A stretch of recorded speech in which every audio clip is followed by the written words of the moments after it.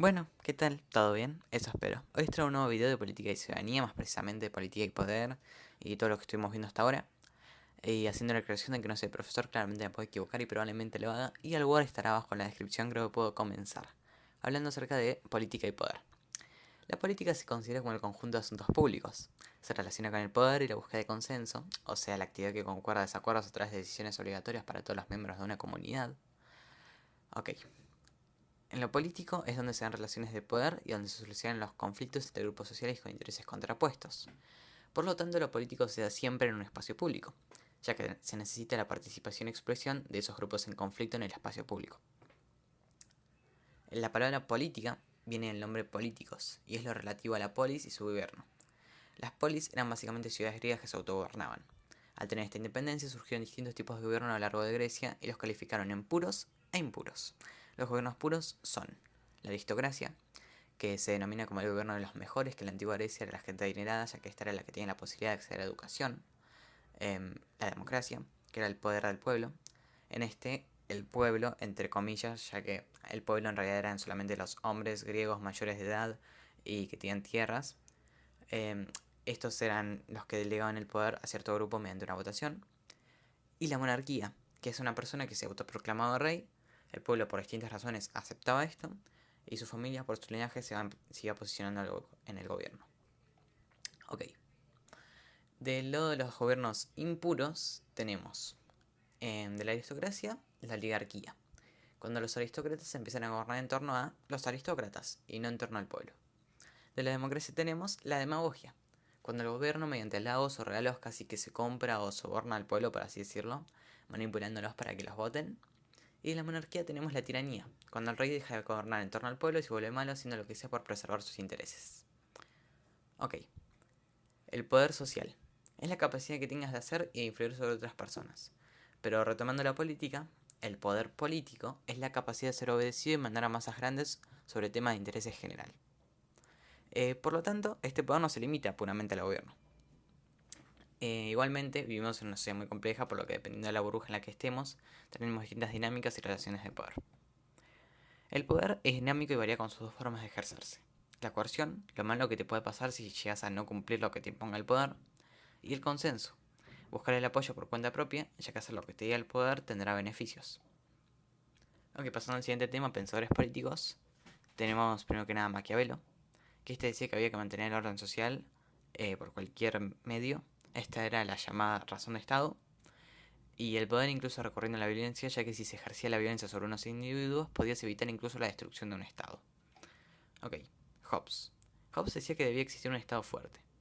Para él, el ser humano era egoísta y violento por nacimiento, así que en algún punto la sociedad tenía que cederle sus derechos y poder a alguien, dando así un soberano absoluto, con la pauta de que si hacen eso, ellos deberían estar más seguros y mejor. Su poder entonces viene de la sociedad por su propia voluntad, no de Dios. Ok, Locke. Locke piensa que el ser humano es bueno por naturaleza. El problema viene cuando hay que mediar un conflicto. Por esto debe haber un gobierno. Pero dice que hay que limitar el poder dividiéndolo en ejecutivo y legislativo. Porque en el legislativo se debería representar al pueblo y este sería el encargado de derrocar al gobierno en caso de que este se vuelva despótico o autoritario. Marx. Para entender a Marx hay que tener claro dos conceptos principales. ¿Qué es el proletariado? El proletariado era en poder de trabajo en una fábrica. Eran explotados y trabajaban largas jornadas por una paga menor. Y después estaban los burgueses, que eran los dueños de esas fábricas en las que trabajaba el proletariado.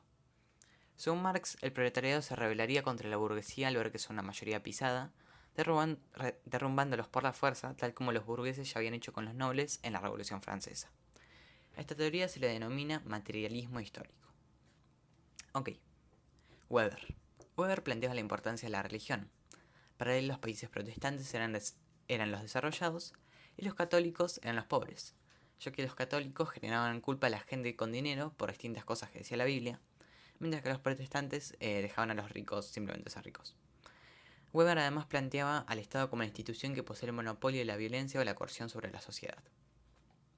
Ok, Gramsci. Gramsci planteaba el concepto de hegemonía, o sea, una dominación en el que hay más que nada consenso con el pueblo, pero que en realidad no les conviene del todo esto. Pero para llegar a este nivel de conformidad con el pueblo, se debe hacer una especie de negociación con él. o así lo decía Gramsci. Bourdieu. Bourdieu planteaba la existencia de otros tipos de capital, además del económico. Estos son el capital cultural, los conocimientos que se expresan mediante títulos, el capital social, los famosos contactos que nos permiten obtener más beneficios que otras personas. Estos dos juntos, como ya dije, el capital económico, da lugar al capital simbólico. Esto nos permite imponer nuestros intereses y nuestros saberes sobre los demás. Básicamente tener poder.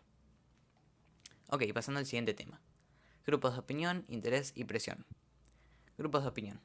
Son un conjunto de gente especializada en un tema, con una opinión respecto a ese tema, que aportan un punto de vista al público político, el cual es la totalidad de los grupos de opinión. Después, grupos de intereses. Son un grupo de personas que se agrupa para defender o trabajar en torno a un interés común. Y por último tenemos grupos de presión, que son grupos de interés, los cuales presionan sobre órganos constitucionales, partidos, la opinión pública o los demás grupos para obtener lo que quieren. Por lo que un grupo puede ir variando entre ser de interés y de opinión. Aún así, los grupos de interés pueden pasar nunca a ser un grupo de presión, y los grupos de presión siempre han sido un grupo de interés primero. Diversidad y desigualdad. La diversidad se da por cosas heredadas o adoptadas voluntariamente como los gustos, culturas, costumbres y modos de vivir y de pensar en la gente de la sociedad. Todas estas cosas son aceptadas en una sociedad democrática, además de tener una igualdad de derechos y de condiciones para desarrollarse. A la vez existe la desigualdad, que esta se da por cosas que no son adoptadas voluntariamente y que degradan y limitan la capacidad de actuar de las personas. Esto impacta en su dinero, en las relaciones sociales y los conocimientos de esas personas. Ok, agentes de poder. De los agentes de poder tenemos el Estado, que es el encargado de organizar la vida de la sociedad y de ejercer coerción. Actúa en nombre de la sociedad ejerciendo las leyes y en principio siendo aceptada por todos. Y este es conducido por el gobierno, elegido por la sociedad siempre y cuando estén en democracia. El poder económico. Son un grupo de personas o empresas con mucho dinero, por lo que tienen una fuerte influencia sobre el Estado y el resto de la población, mediante distintas técnicas. Por último tenemos a los medios de comunicación. Esto se lo llama el cuarto poder, junto al legislativo, judicial y ejecutivo, ya que tiene una fuerte capacidad de influir sobre las personas. Estos, aunque digan ser un reflejo de la realidad, en realidad tienen información que pasa por un proceso muy complejo antes de salir a la luz, y casi nadie tiene una genuina libertad de hablar en un medio de comunicación. Solo el Estado es capaz de frenar la intervención de los poderes económicos sobre los medios de comunicación. Hasta aquí llegaría el resumen de hoy. Espero que les haya gustado, espero que les haya servido y les deseo suerte en la prueba. Adiós.